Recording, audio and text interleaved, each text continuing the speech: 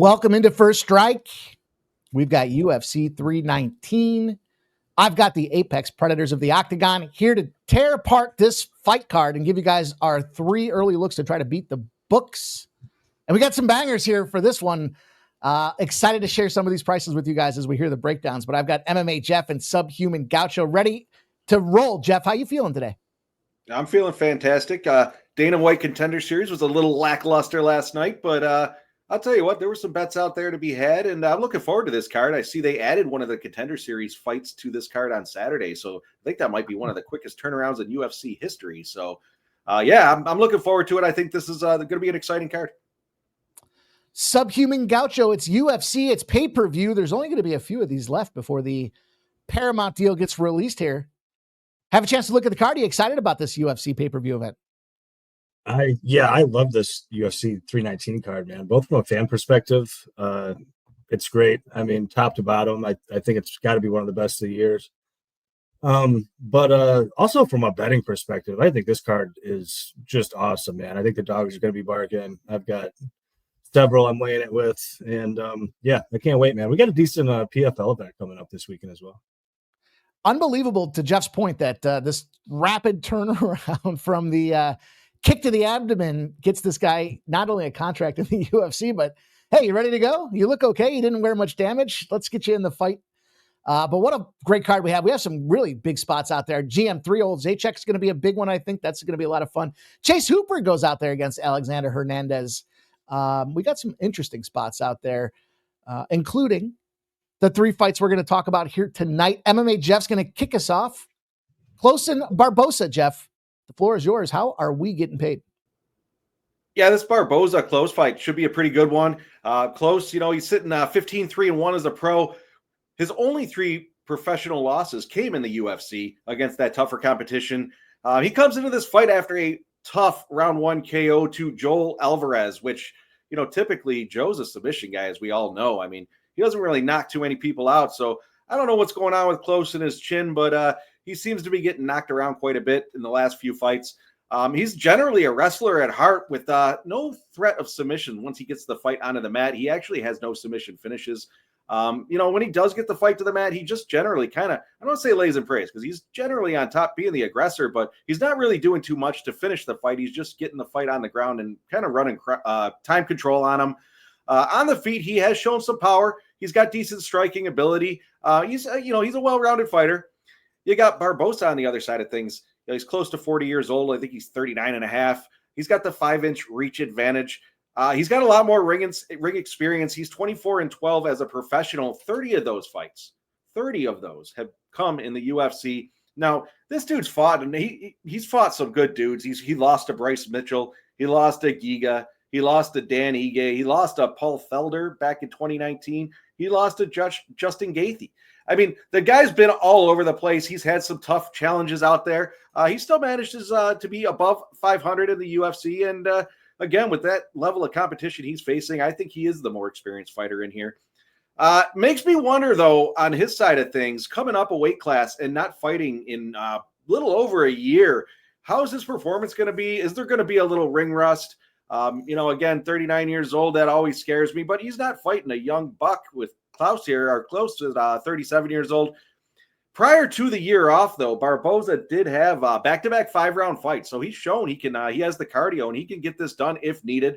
I'm assuming he's been training, obviously with his time off, but he lost his last one to Lerone Murphy by unanimous decision. He ended up getting, they ended up getting fight of the night bonus. In fact, the fight before that, they got fight of the night bonus. In the fight before that, he fought Billy Q, clipped him with a knee in round 1, and ended up earning performance of the night bonus. So 3 of his last 3 fights have all earned some kind of credentials from Dana White. You got, Barboza. He's a well-rounded fighter. He can do it all, from the striking, the grappling. He likes to use his speed to avoid the strikes and then catch his opponents off guard. I personally, in this one, think Klose is going to try to stand and bang with him, because he is trying to get into that boxing a little more. I think the exchanges are probably going to be a little too much for him, and then try to take this to the mat. But Barboza, as you see his takedown defense there on the screen, is 72%. So that's going to be a tough task for Klose to get this down, get this one down to the mat. I think overall Barboza is the better fighter. Again, makes me nervous, close to 40, the year off, all that taken into play. I think this fight's going to be a lot closer than, it flipped as a dog to a fave. So I do think this is going to be a close fight. I think Barboza is going to end up the winner in this one, but I'm going a different way. I'm going to roll with the fight does not go the distance. This gives me a shot at either guy. You know what? Maybe Klose gets him to the mat, tries for a submission. Maybe he knocks him out. But I do think Barboza is going to get it done. But either way, either fight does not go the distance at plus 120. And Mike's going to roll us with the guy that I just mentioned, Lerone Murphy, that beat my guy. Murphy versus Pico. Mike, what are we doing in this one? Thanks, Jeff. Exciting fight there. I think we got another exciting fight with Lerone Murphy and Aaron Pico. As you look at this one, yeah, we'll see that this is a debutante to the UFC. We saw the last debutante to the UFC. That was Pitbull coming up from the other circuits, and he got busted up. Were the lights too bright? I don't know. That dude was almost 50 years old. On the other side of things here, we've got Aaron Pico coming into this thing. Young, a spry 28, 29 years old or so come fight night. Against somebody that's really had a hell of a career already in the UFC, and Lerone Murphy. You talked about some of the advantages he's had out there, some of the ways that he's gotten things done at 34 years old. I think you have to read between the lines. I always try to find some type of, we'll call it betting narrative, but I try to find something that I think kind of jumps off the page at me when it comes to these fights and trying to get involved with some of these price tags. And, first thing I saw with this fight is I like Aaron Pico. I thought, he's making his debut to the UFC, but he has fought.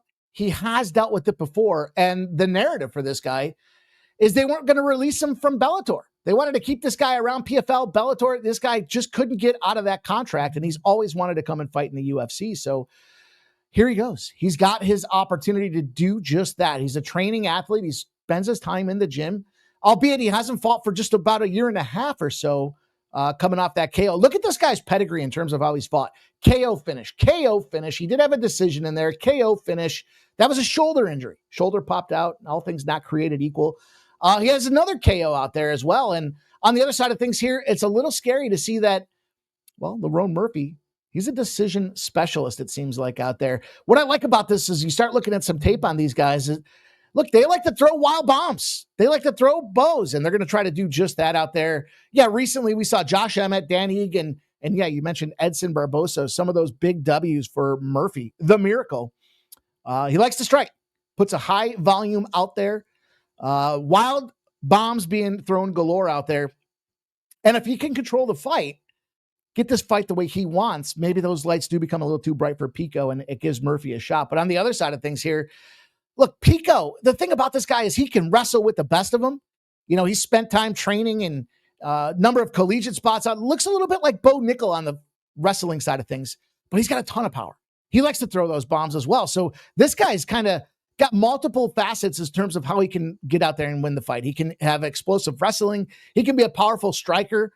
And if he can manage the situation and, deal with these bright lights in his UFC debut, then we have ourselves a live debutante. The way that I want to play with this one, though, is I want to take a shot with the fighting style between these two guys, the significant strike output, the wrestling capability, lots of ways for finishes in this fight. And we got a plus 158 price tag for this fight not to go the distance. Rather than backing Pico, who I do like, and I'll have a bet on him come fight night, I think this gives us the opportunity to see something happen early, whether it be the lights too bright for Pico, whether it be that he goes out there and starches Murphy. He's going to want to start off the bat, press forward, put Murphy in an uncomfortable position and try to dictate this fight.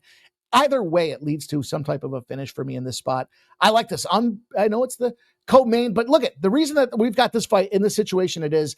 Aaron Pico, Lerone Murphy, someone's getting fast-tracked for a title shot, and that wouldn't be out of the realm to see a guy come in here in Bellator and PFL experience, go out there, beat up an undefeated fighter in the UFC, and he's calling out guys like he wants the spot, he wants the shot. He's calling out Volkanovski. I mean, there's a lot of opportunity here for this fight, and Aaron Pico, like what he's going to do here with this 28, 29-year-old moving into the UFC. But I like an early finish in this fight. Give me this plus 158, and we'll look for. I think Pico KO is a great play. I think, probably Murphy on the other side to get a KO is a great spot with this one here. But for me, this is a plus 158 price tag. Either way, we end this thing before the judges' scorecards. We don't want to see a repeat of last week with Miles Johns. Judge effery at its finest here. Let's see these boys dust them up early. Let's get everyone excited, get them out of their chairs, and see an inside the distance finish here. Subhuman Gaucho is going to take us to MVP Cannonier. Another big battle on the main card. Can't wait to hear Sub's breakdown. Well, great stuff, lads. I like it. I like it a lot. And I like this fight a lot. Big fan of both these gentlemen. Cannonier, I mean, you want to talk about a UFC veteran. The guy's got 26 fights in total, 19 of them in the UFC. This will be lucky number 20 for him. And he's had a great run. Of course, started at heavyweight. Has come down, first to light heavyweight, now to middleweight. He's been a middleweight for a while, and really good run in middleweight, man. We've seen him get a crack at the title. But all that said, he is 41 now, and I do think that to some extent, at least, the wheels are kind of starting to come off. You get the sense that he's slowing. And more than that, he's getting hurt more and more often, too. I do think that the durability is becoming more and more of a concern. Nice win over RoboCop in his last bout. Unfortunately, I took an under there, and I was kind of thinking that it would be RoboCop getting a finish. Well, RoboCop hurt him multiple times early. Could have had him out of there. It ticked just over. RoboCop slowed down miserably, and then it was Jared Cannonier that got the knockout. All the same, decent performance from Cannonier. RoboCop's been on a really good run. And then on the other hand, Michael Venom Page. I mean, this guy just seems timeless. He's getting up there in age too. He's 38 now. Still a few years younger than Cannonier, but Michael Page is not slowing down. In fact, I think Michael Page looks as good as ever, making people like Shara Magomedov look silly on the feet. Did drop a fight to Ian Machado Gary, but even that fight, he was making Ian Gary looked pretty dumb on the feet, and it took Ian Gary really getting the wrestling shoes on and over to overcome that. So in this one, to get right to it, I love MVP in this spot. I've got a max bet on his money line, average line in the 170s. And, if you don't want to get cute, you can just stick with the money line or, even throw him in a parlay. It has gotten a little bit more chalky now. But I think that we're going to see Jared Cannonier knocked out here. Michael Page is a little bit of a weird fighter to cap because in a way he's kind of low volume, but he just really has a great way of freezing people. He's very hard to track down. And like I said, Jared Cannonier's been getting hurt more and more and more. And I think for Jared to win this fight, he would really have to put on the wrestling shoes, get the pressure going, get the leg kicks going. The trouble with that is he's not really a great wrestler to begin with, and he just doesn't really fight that way anymore. If you look at these recent Jared Cannonier fights, he's pretty content to just fight at distance, and it's just not really working out anymore.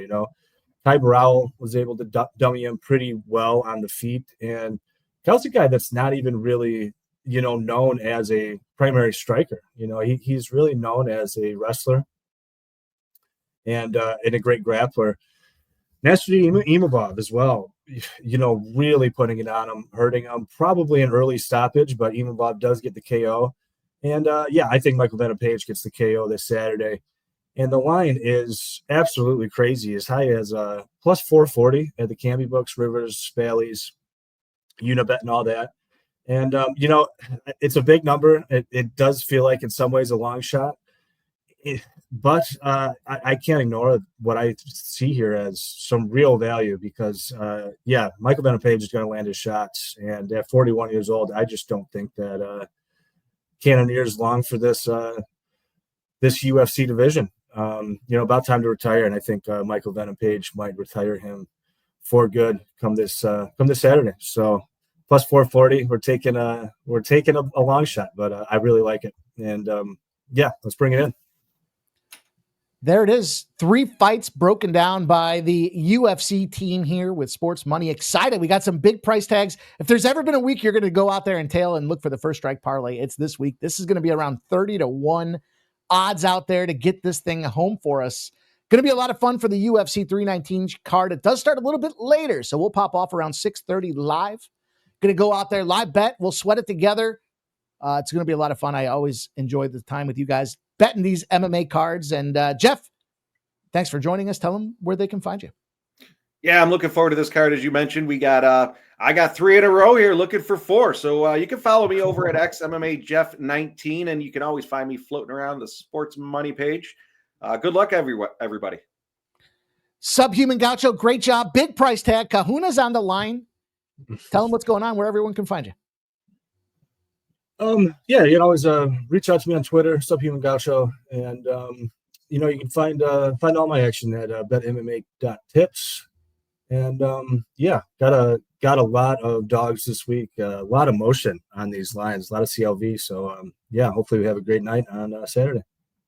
Should be a ton of fun, you guys. Appreciate everybody taking the time to watch this. Make sure you take a second to hit the thumbs up. Share your favorite fight in the comments. Give us your best bet. And you can follow me at X at Pimpslap Pod. Thank you guys all. Enjoy the week of sports betting, and we'll see you on Saturday for a great live stream. Take care, everybody.